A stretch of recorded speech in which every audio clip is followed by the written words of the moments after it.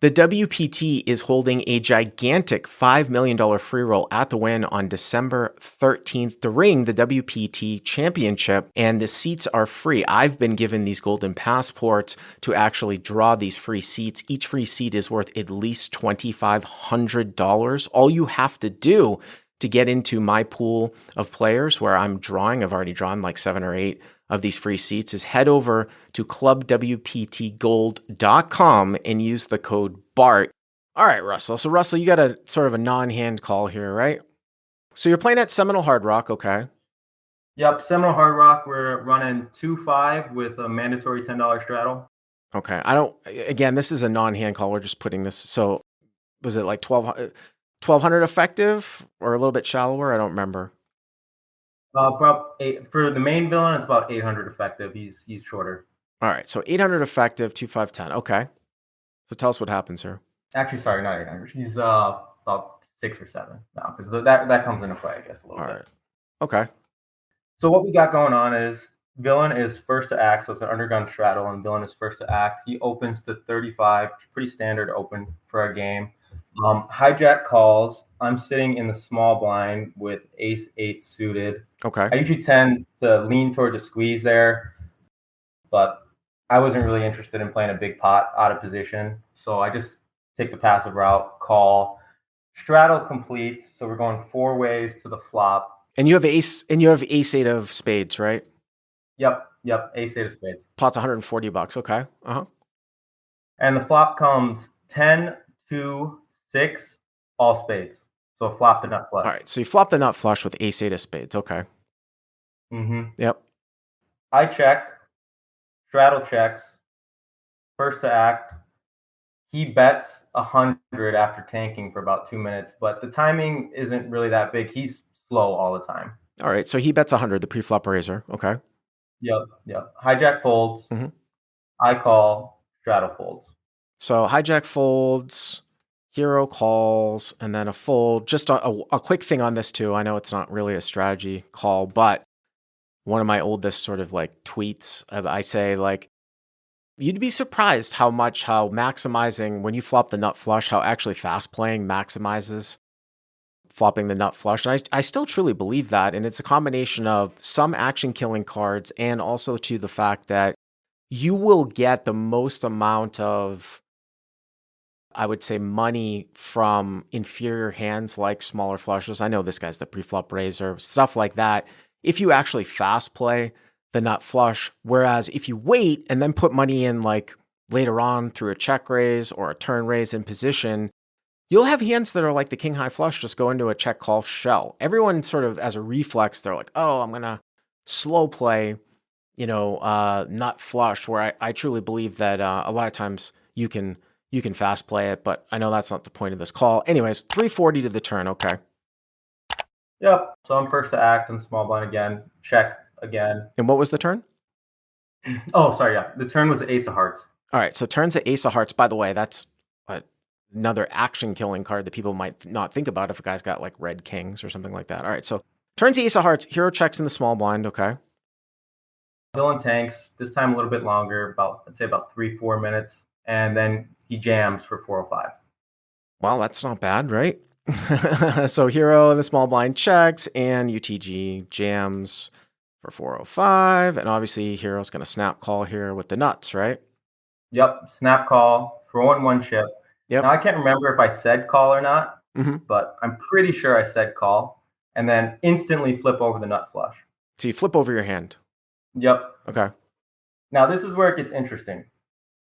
The dealer takes 405 from me to match his stack, and then takes my hand, mucks it with the entire board, and then takes the villain's hand and pushes the pot over to the villain. So we still have another card to go. So wait a minute. So you call with a single chip. You call. You turn over your hand. Now, did you just out of curiosity, did you say call as well, or did you just flip in a single chip? I'm pretty sure I said call, but I can't say 100% sure. Like I don't want to say I for sure did. So you flick in a single chip and you turn your hand over, and then something happens where the dealer then takes your hand the entire board and then mucks all the cards and pushes you the pot to your opponent. Yep, with my 405. So he matches. Oh, okay. That's where I was trying to get at the fact that like maybe the dealer thought you folded, but no, the dealer took your money. He took your 405 and gave it to the. Okay, so what happens then? Well, so the dealer at that point, we're all in shock. We're all kind of like watching it go down, and I didn't say anything for a while because when he starts mucking it, I kind of just assumed, and I'm sitting in the 8 seat and the villain's sitting in the 3 seat, so I don't have the best view. But I just assumed that like maybe the villain just was like, okay, I fold, like I muck because he's dead, and so that's what was happening. But it's going down, and then the pot gets pushed in the villain's direction, and everyone at the table kind of all at once were like, whoa, whoa, whoa, whoa, whoa, what's going on? What's going on? And then the dealer like looks over at me and he's like, oh crap. And instantly calls the floor. He's like, my bad, guys. I made a mistake. Like, my bad. And so he calls the floor over and he starts explaining the situation. He's like, he flipped over his hand and I thought that he folded and I didn't see that he called. But I was like, well, he took 405 from me. That was the thing, right? He took the money from you, though. The call. Right. And it becomes this huge thing. Like the whole table is in chaos. So nobody's ever seen anything like this. And you can't rerun it because all the hands are in the muck. Like, So did the dealer also take your opponent's cards too and muck them? Yes, he ended up taking them too. So he took your cards, mucked the board, and he took your opponent's cards and mucked them.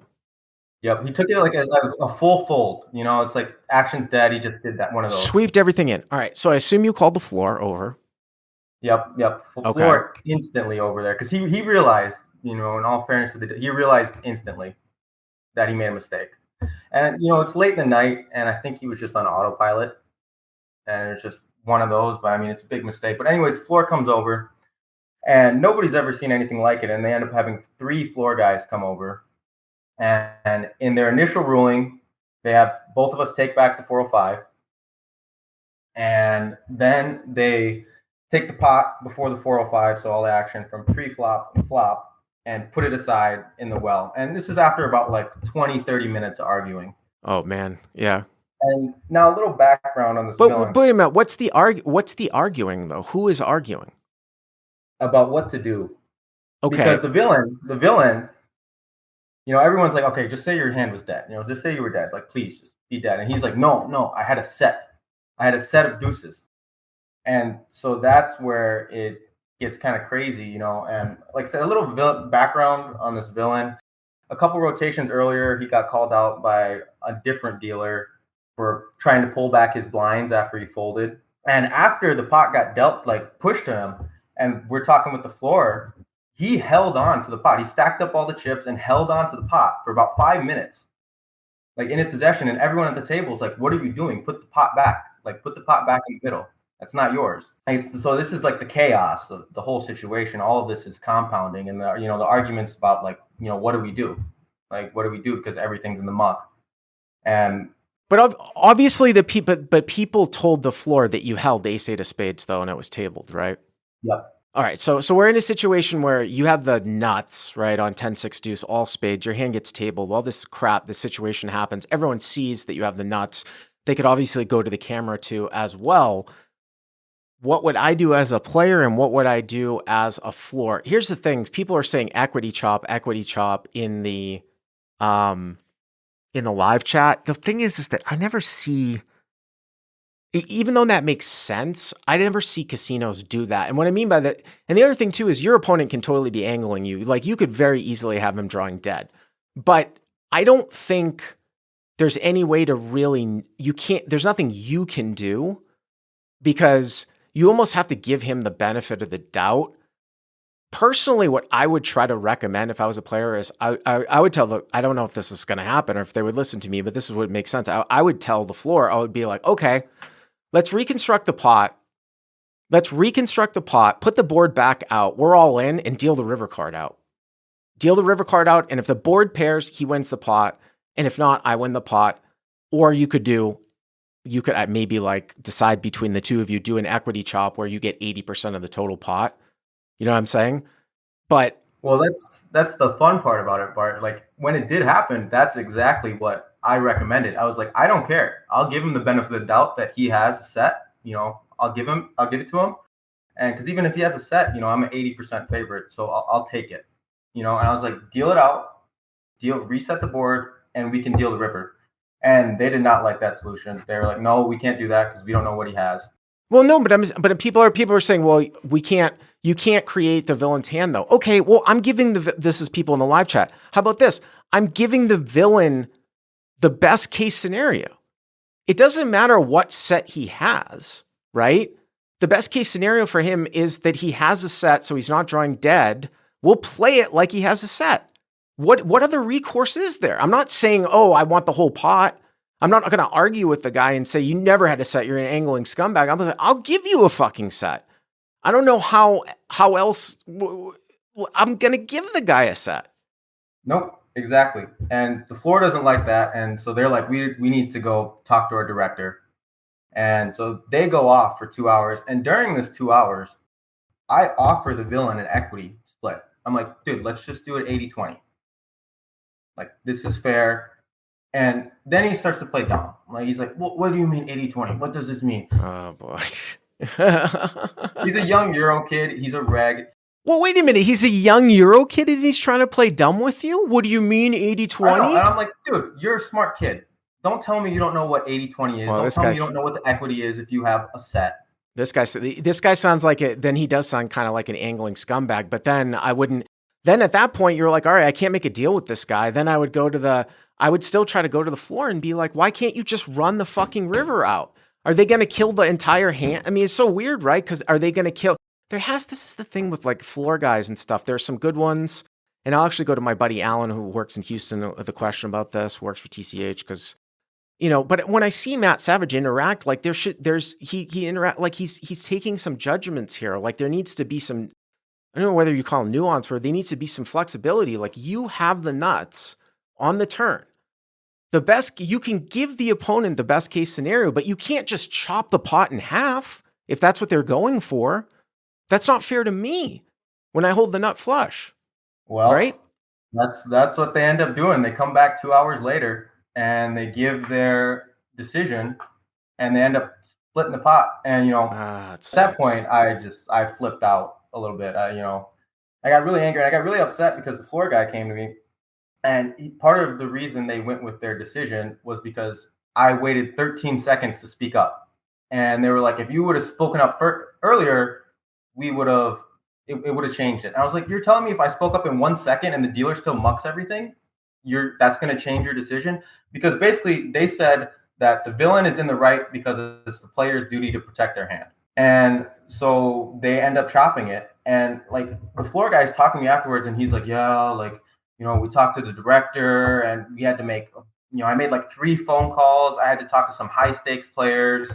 And this is just the conclusion we came to. Talk to some high stakes players. What does that have to do with anything? I don't know. But again, I don't, I mean, if you're relaying this whole thing correctly to me though, that last part where you said, well, it's up to the player to protect his hand, but your hand, I guess the only difference is because the river's not out. I was going to say, like, there's precedence for this, though, because on the river, when you table your hand, you don't need to protect your hand. Once the hand's tabled and some people see it, just because the dealer goes and mucks it, that can be corrected. That can be corrected because your hand's tabled. I guess this is different because the hand's not over, because the last card isn't dealt. So if you table your hand and you allow the dealer to scoop in your hand, that could be a definition of sort of protecting it. I don't know. Maybe they're bound to that in some way. I just wish there would be some way where some higher up could be actually look at the exact situation and come to this conclusion. Again, I don't think casinos get involved with like equity chops, but I feel like why can't they just run the river out though? Assuming that give the guy a set. It's a very, very strange one. I do remember though too, like they made a rule about this at the WSOP because there was what was their name? There was a female player. This was like 15 years ago that literally like had her hand mucked. She called and then, they were all in preflop and the dealer took her cards. And it was during the main event. And then they put a rule in that you cannot have your tournament be mucked away in a tournament. I think what would happen now is she would lose the pot, but she wouldn't lose the call amount. They would give her the call amount. Obviously, I'm just relaying this because of the cash game that they put this rule in, but that's the craziest thing I've ever heard. So you just ended up having to chop the pot with the guy. Yeah, no, and I'll give you one more thing. Like this guy for the whole 2 hours, like we were pretty much arguing, and I had to get myself under control. But when the floor comes back and they give their ruling, and you know how you chop the pot, it's an uneven number, you know, the extra goes to the button. And at this point we're 3 dealers after the original dealer, and he's like, okay, well, I don't know who to give the extra to. You know, I don't know who had position. And this guy has the audacity, the villain, to be like, I get it. It's mine. I had position. I'm like, oh my God. And like, I wasn't the only person arguing. The whole table was arguing with this guy. Like it was bad. And then, well, I mean, if there's a lesson, I mean, the only thing, just to wrap this up, just as a lesson learned, first of all, I've always said I've hated the one chip call. And again, this is another situation where we had a call like this that doesn't deal with one chip call, but like whenever you have the nuts and somebody moves all in, I think it had to do with the fact that like a guy pump faked moved all in. Like he moved all in, and then a guy with the nuts, like in your situation, called too quickly. And then the guy's like, oh, I didn't release the chips, right? Whenever you have the nuts and somebody moves all in, just take a breath and say, I wouldn't have done the one chip call. I would have been like, call, and then watch everything, right? Because I personally, I'm not trying to victim shame you, but I would never have let the dealer muck my hand. That comes with experience, but it's just, it's unfortunate and disappointing that they couldn't come up with a better resolution than that. I don't know what exactly they would do. Like I said, I'll try to look and ask some people in the industry about what they would have done, but I appreciate you relaying the story. yeah, I appreciate your time. All right. Thanks for the call. Appreciate it.